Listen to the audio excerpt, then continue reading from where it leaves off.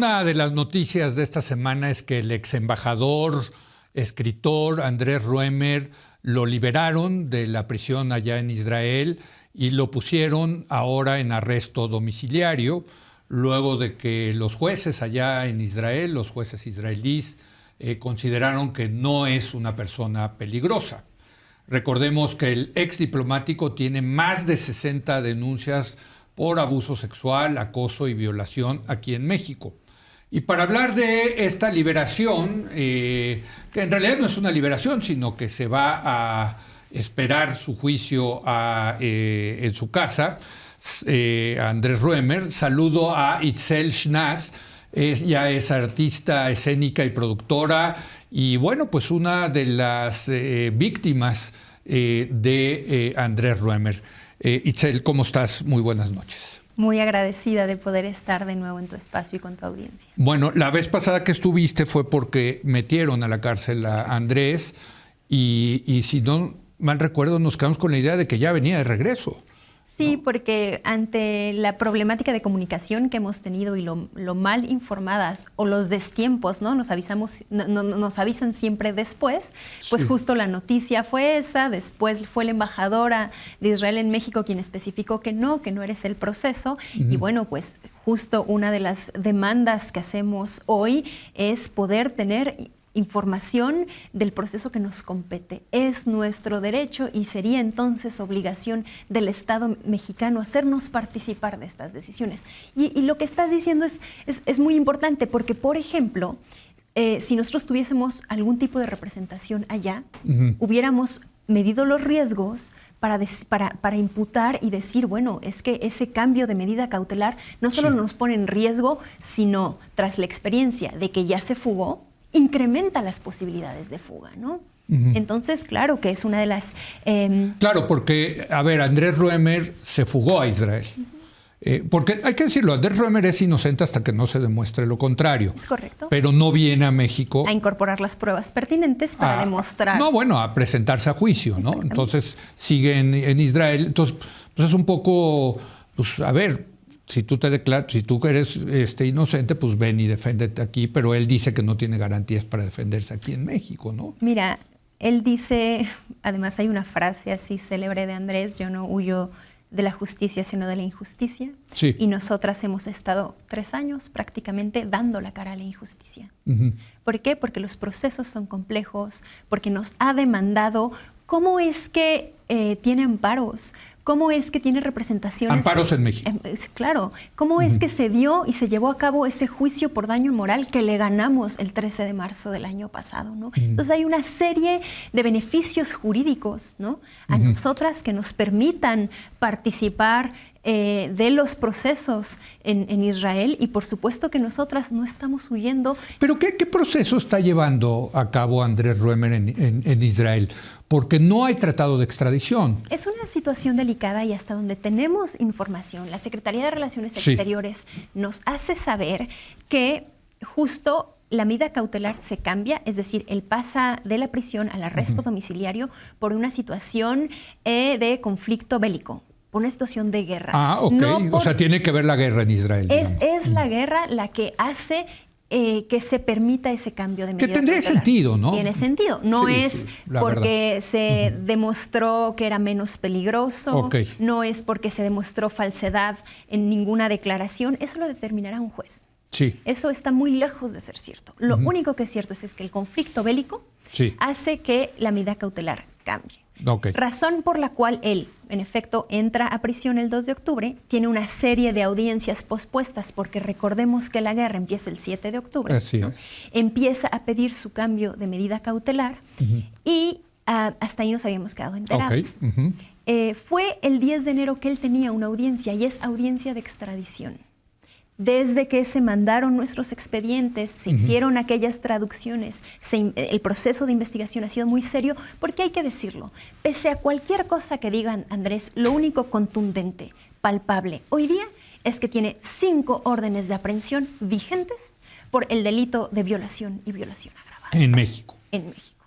Ahora, te voy a decir que me preocupa para ustedes y que a lo mejor le beneficiaría a él, que es que hayan armado, o sea, como suelen ser los fiscales en México, que hayan armado muy mal el caso, lo agarren los jueces israelíes y digas, pues aquí no me están comprobando nada. Mira, ¿No les preocupa a ustedes eso?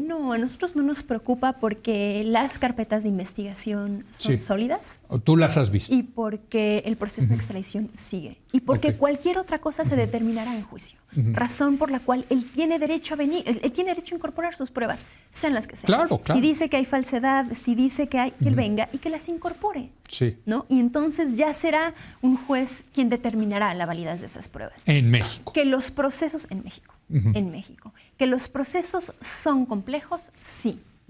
Y bueno, tú hablas de cómo pudieran o no estar armadas esas carpetas. Sí. Yo hablo de que hoy día no tengo derecho a denunciarlo. Hablábamos la vez pasada aquí contigo de la prescripción. Sí. Entonces, en realidad, eso es a lo que nos enfrentamos las mujeres denunciantes, a una serie de complejidades. Sí. Y frente a todo ello, seguimos y seguiremos. Y es muy importante que Andrés sepa que debe enfrentarse a la justicia. ¿Cuántos años ya llevan en esto, Itzel? Estamos por cumplir 3 años de la denuncia pública. Yo hace poco más de 4 años que tú empezaste, tú fuiste. Que fui violentada por Andrés. Sí. Entonces ya pasó un buen tiempo. Sí. ¿Y qué dice la Procuraduría? En fin, ¿qué les dicen, no? O sea, ya va a pasar, no va a pasar, aguántense, esto va para largo, no sé. Es que no tenemos ningún tipo de información y es alarmante. Es alarmante porque es cierto que se desatan persecuciones en nuestra contra. Es cierto que no tenemos órdenes de protección. Entonces, puntualmente, el Instituto Mexicano de Derechos Humanos y Democracia, que es quien nos representa a mí y a algunas de mis compañeras denunciantes, ha sacado ya un comunicado, ¿no? Otra de las cosas que complican nuestro proceso es la salida de Ernestina y hoy día está el suplente Ulises, ¿no? Frente a la Fiscalía. Sí, el nuevo abogado. Y hay que retomar los proyectos. Sí.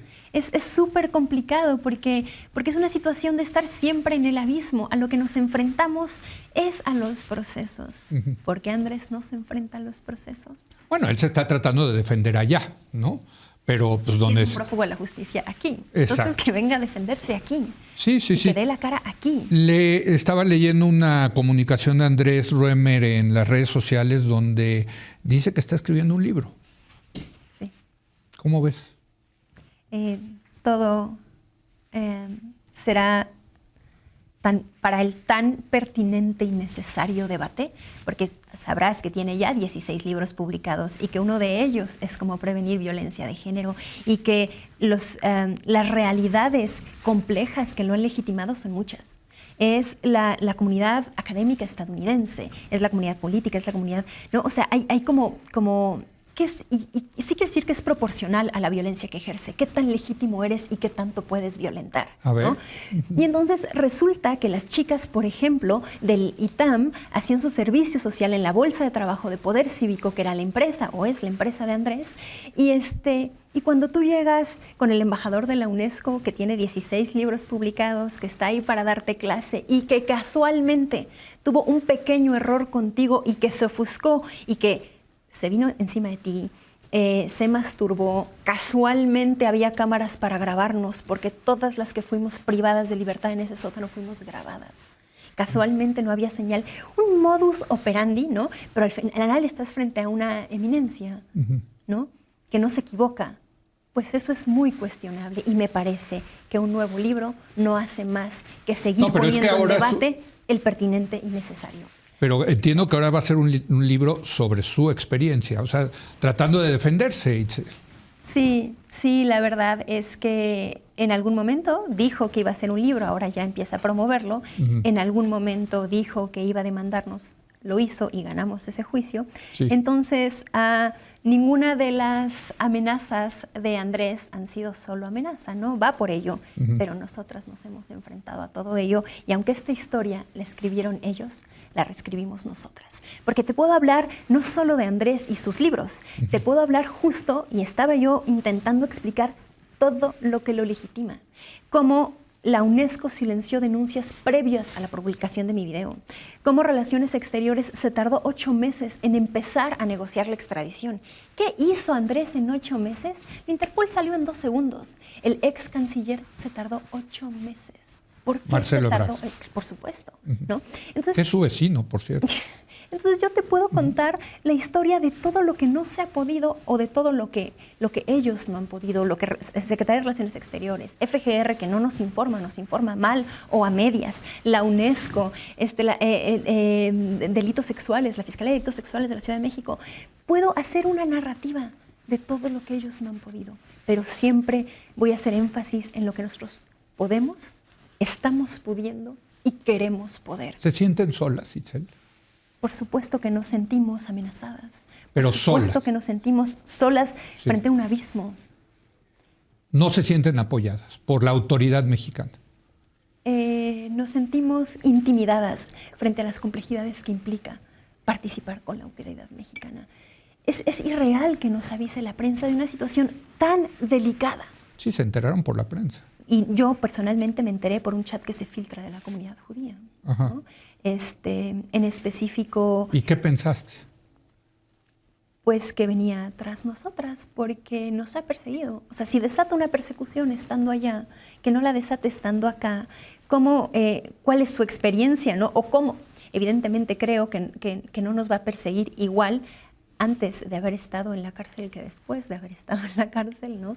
O sea, es una persecución imparable, completamente amenazante. Es que lo que me cuentas, Itzel, es muy grave en el sentido de que pues ya se atrevieron a denunciar lo que les pasó y que además vivan un viacrucis cuando al revés, ¿no?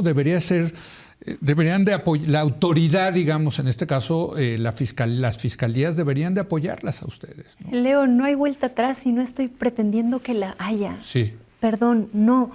Pero ¿qué hago yo con ese tamaño de enemigo y sin derecho a denunciar? Pero son Esa muchas, es además. la prescripción del delito. Sí. Y somos muchas con delitos prescritos. Porque si nuestros delitos no estuviesen prescritos, habría muchísimas más que 5 órdenes de aprehensión. Estamos hablando de decenas y decenas de mujeres violentadas que no denunciamos porque existe esta figura llamada prescripción que imposibilita nuestras denuncias, que dice que solo por un plazo de tiempo tenemos derecho y que si no el delito no existe. Entonces, ¿por qué estas mujeres, mis compañeras denunciantes, no están frente a una fiscalía? Porque no tiene el menor sentido que estén frente a una fiscalía. Es por eso que Porque ya prescribió el Estamos haciendo delito. una campaña en contra de la prescripción a los delitos por abuso sexual, y es que de verdad, si nuestras historias tuvieran validez y es el Estado mexicano el que no nos da derecho a denunciar, yo te puedo firmar que habría decenas de órdenes de aprehensión. Hablamos de un proceso complicado, hablamos de un proceso sinuoso, al que tenemos derecho, al que tendríamos derecho de que fuese más fácil, de que fuese mucho más simple, pero si no es así, de ese tamaño es nuestra entereza y nuestra dignidad, y lo vamos a seguir atravesando, cueste lo que cueste, porque Andrés debe saber que se le acabó su oportunidad de violentarnos, que a pesar de la odisea, es que a 3 años te puedo narrar tanto de lo que ha sido cada uno de los días en ese proceso, pero no hay nada que nos frene, Claro. No vamos a parar. Por supuesto que queremos que el Estado mexicano nos apoye, por supuesto que nos gustaría sentirnos cobijadas, por supuesto que es nuestro derecho y el Estado mexicano debería de proporcionarnos el derecho de participar en Israel. Claro. ¿No? Ahora, ¿qué sigue, Itzel? Porque pues Israel está en guerra, ¿no? O sea, la guerra sigue. No creo que estén ahorita los israelíes mucho preocupados por el caso de Andrés Roemer, ¿no? Pero ¿qué sigue? O sea, ¿dónde ves esto? Más meses él en arresto domiciliario, sacando su libro, publicándolo, desde allá de Israel, ustedes aquí en esta indefinición, en fin, ¿qué sigue, Itzel? Sí, mira, el camino es tortuoso y muy tormentoso, pero si yo me hubiese hecho esta pregunta hace 4 años, jamás lo hubiera denunciado, porque frente a ti solo puedes ver formado y en línea un montón de trabas. Y lo que tienes que hacer, como si fuese un lente de cámara y de fotografía, es desenfocar lo que tienes frente a ti para enfocar aquello en lo que sueñas. Y allá atrás, detrás de toda esa imposibilidad, detrás de toda esa violencia ejercida, detrás de toda esa intimidación y persecución, está el país con el que sueño. Y de verdad, a lo que venga. No me importa. Estoy denunciando a Andrés y lo seguiré haciendo hasta el digno final. ¿Algo más que agregar, Itzel? Pues nada, solo te decía que las audiencias del 10 de enero la posponen abogados de Andrés para el 3 de marzo. ¿Por qué fue que lograron posponerla? ¿Cómo la pospusieron tanto tiempo? ¿Y qué están planeando para esa audiencia de extradición? Es algo con lo que estaremos muy atentos. Pero ustedes no saben, porque no tienen representación allá. O sea, eso sí me parece representación, ridículo. pero, bueno, supuestamente pero no es el quién gobierno. Nos representa. Exactamente. O sea, es alguien del consulado de México en Israel. Pues ¿será? mira, muchas preguntas jurídicas que hacer, honestamente, pero estamos muy pendientes de lo que ocurra en esa audiencia el 3 de marzo, que es la que posibilitará la extradición. Y bueno, a lo que sigue. Bueno, pues aquí le seguiremos dando atención a este caso. Gracias, Itzel Schnaz, por haber venido con nosotros. Gracias. Muchísimas gracias. Bueno, hacemos una breve pausa y voy a regresar con Jacobo Dayan para hablar de un nuevo libro muy interesante, La República del Weimar, que puede tener una lectura muy interesante aquí en México. Regresamos.